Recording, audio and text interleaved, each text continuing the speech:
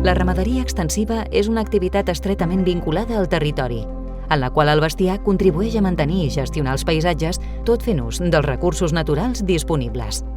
El pasturatge i altres tasques pròpies dels sistemes d'explotació extensius majoritàriament es desenvolupen en ambients exteriors. És per això que molts riscos associats a la ramaderia extensiva són fruit del treball que es fa a la intempèrie, de les característiques dels espais naturals on es du a terme l'activitat, del contacte amb el bestiar i de les instal·lacions destinades al seu maneig. Els principals riscs que podem trobar són risc de caigudes i relliscades, al mateix nivell o a diferent nivell, risc tèrmic d'insolació, cops de calor, hipotèrmies, risc associat al maneig amb animals, risc biològic per contacte.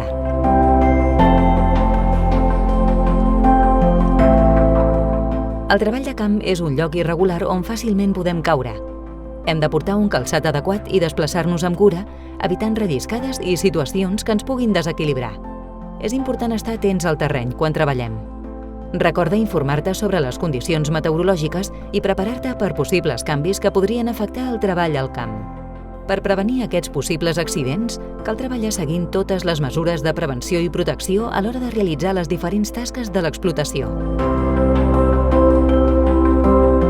Mesures de seguretat en condicions climàtiques extremes.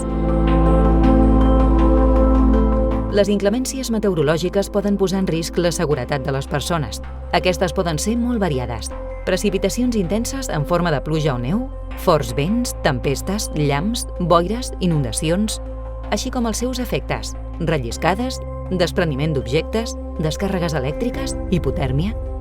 En cas de trobar-nos en una tempesta, cal evitar els punts elevats i allunyar-se de línies elèctriques, estructures metàl·liques, arbres aïllats, cursos d'aigua i llocs humits en general.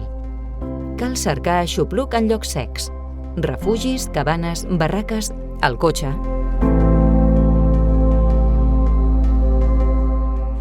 Risc per exposició a altes temperatures. L'exposició perllongada a temperatures elevades, sobretot quan estem fent un esforç físic, poden provocar cops de calor, esgotament o deshidratació. Els principals símptomes són fatiga, suor excessiva, mal de cap o augment del ritme cardíac. És convenient beure aigua o refrescos que portin sals minerals per compensar les pèrdues que es produeixen amb la suor.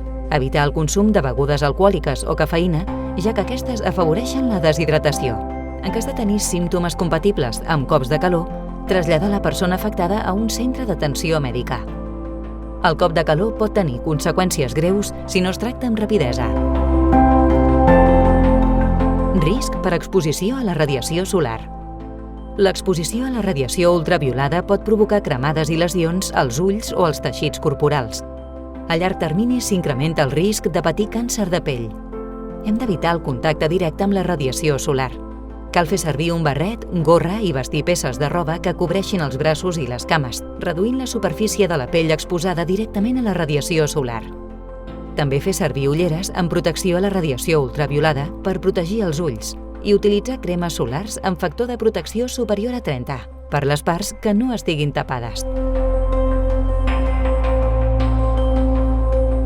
Risc per exposició a baixes temperatures.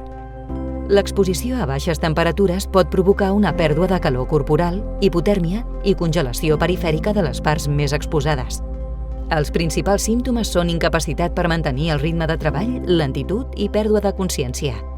Es recomana fer servir calçat i roba d'abrigar, amb diverses capes per treure o posar en funció de la temperatura del cos. Protegir bé el cap i les mans fent servir una gorra, guants o altres complements adequats pel fred. Ingerir alguna beguda calenta durant la jornada laboral.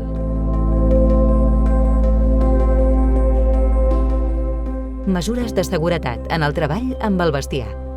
Tot i conèixer perfectament el nostre ramat, sempre hem de preveure que els animals poden tenir comportaments imprevisibles causats per situacions d'estrès puntuals que poden provocar un accident.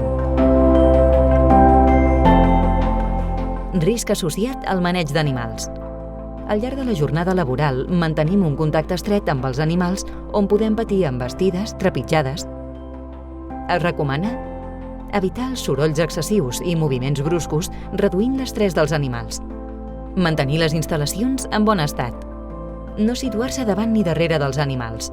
És important mantenir una distància prudencial dels animals per tenir un temps de reacció adequat. Extremar les precaucions quan hi hagi algun animal que es mostri agressiu. Tenir paciència amb els animals, sobretot davant dels canvis en la seva rutina habitual. Risc biològic per contacte amb els animals. Els animals poden contraure malalties infeccioses i parasitàries. Algunes d'aquestes, anomenades malalties zoonòtiques, es poden transmetre a les persones. La tuberculosi i la brucel·losi en són alguns exemples.